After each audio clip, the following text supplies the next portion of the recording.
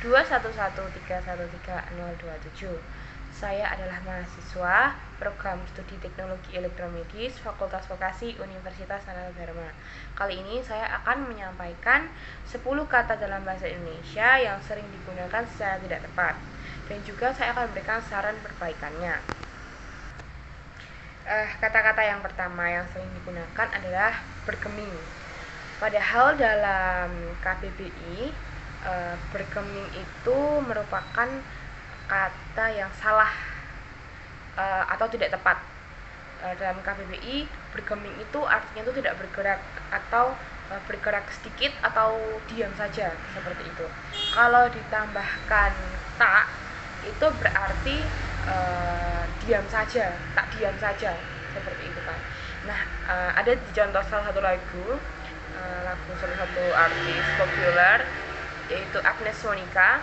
Di dalam liriknya itu ada kata-kata berjuta warna pelangi di dalam hati, sejenak luluh bergeming, menjauh pergi, tak ada lagi cahaya suci.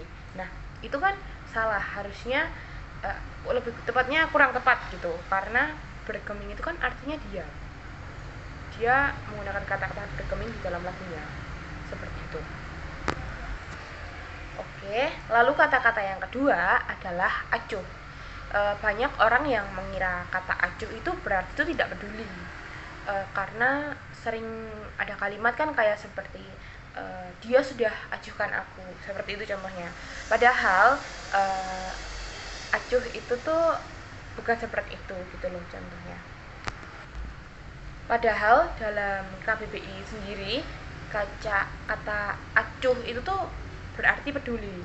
Jadi kalau maksudnya tidak peduli, kita perlu menambahkan kata tak gitu. Jadi di depan kata acuh ada kata tak acuh. Nah, seperti itu. Kurang lebih seperti itu. Lalu kata-kata yang ketiga adalah praktek. Orang selalu sering menggunakan kata-kata praktek menggunakan padahal sering kita lihat atau kita dengar dengan orang-orang berbicara seperti itu tuh tidak tepat, kurang tepat, seperti itu. Lebih tepatnya itu menggunakan praktik karena adanya itu praktikum, bukan praktekum. Praktikum, seperti itu. Oke, selanjutnya adalah kata serono. Kata-kata ini tuh sudah terlanjur mendapatkan konotasi negatif gitu loh dari penggunaan bahasa Indonesia sendiri. Saya juga baru mengerti setelah saya mencari-cari di internet tentang kata-kata ini dan juga bagaimana cara penggunaannya, seperti itu kan. Kata serono itu tuh memiliki arti tuh jadi tidak menyenangkan. Seperti halnya kita tuh kayak sering melekatkan kata-kata serono itu dengan hal yang mencolok mata, seperti penampilannya dengan tata rias yang mencolok, yang tebal, pakaian berwarna menyala dan terbuka, perhiasan yang terlalu ramai atau bagaimana. Padahal kata sifat ini tuh kayak berarti tuh enak dilihat. Contohnya kayak, wah, artis itu penampilannya serono, berarti selebriti itu mempunyai penampilan yang enak dilihat atau indah, seperti itu kurang lebih. Kata-kata yang keempat adalah kasat mata. Kata-kata kasat mata ini sering banget kayak disalahgunakan. Kasat mata itu sebenarnya itu satu kata. Dia itu kan kasat mata, terlihat seperti dua kata, tapi sebenarnya itu dijadikan sebagai satu kata.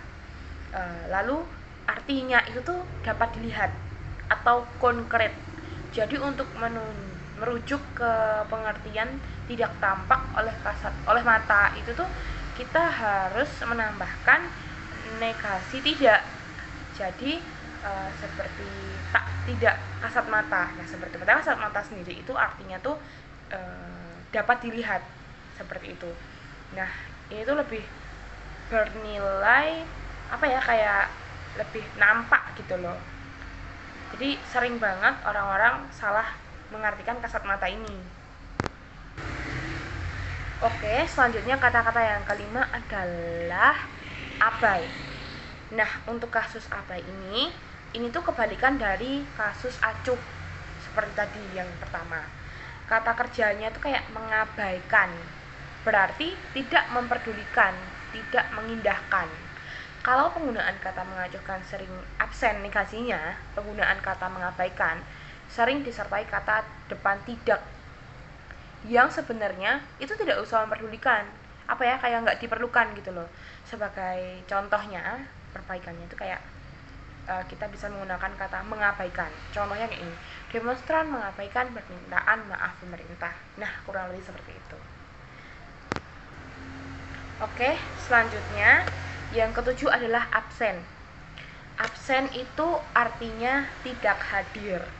Sedangkan teman-teman kita kalau misalnya mau presensi, mereka tuh sering kayak titip absen dong, atau kadang-kadang aku mau absen dulu ya, seperti itu. Itu tuh untuk menyampaikan maksud kehendak bahwa kita hendak kayak mendaftarkan kehadiran kita. Penggunaan kata absen padahal itu jelas tidak tepat. Kalimat itu tuh berarti kayak saya berencana untuk bolos atau tidak hadir, padahal itu yang sering salah digunakan. Padahal sebaiknya itu kan menggunakan kata saya mau mendaftarkan kehadiran atau saya mau presensi terlebih dahulu. Itu lebih tepatnya seperti itu. Kata-kata yang ke-8 adalah rubah.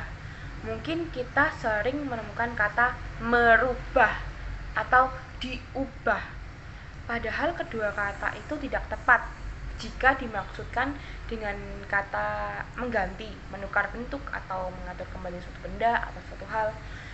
Kata-kata merubah itu tuh kan kata dasarnya kan ubah, sehingga kalau misalnya digunakan diberi imbuhan men, maka akan menjadi mengubah, merubah. Seperti itu juga sering salah diartikan. Oke, selanjutnya yang ke-9 adalah empek-empek. Mungkin kita tahu empek-empek itu adalah makanan khas Palembang, sebuah makanan yang berkuah asam pedas seperti itu. Padahal seharusnya penulisan yang benar adalah pempek. Pempek. Empek-empek itu mempunyai arti yang sangat berbeda menurut KBBI. Empek mempunyai dua arti, yakni bapak dan anak sapi. Sementara empek berarti anak laki-laki yang sudah tua sekali. Itu juga harus diperhatikan lagi kata-kata seperti itu. Empek dan pempek, seperti itu. Oke, kata-kata yang terakhir adalah nasihat atau nasihat. Nasihat atau nasihat. Oke, kata-kata ini tuh merupakan serapan dari bahasa Arab. Kata ini berasal dari kata kerja nasaha, yang berarti kalasa, yaitu murni serta bersih dari segala kotoran. Lalu yang benar nasihat, nasihat atau nasihat. Yang tepat adalah nasihat.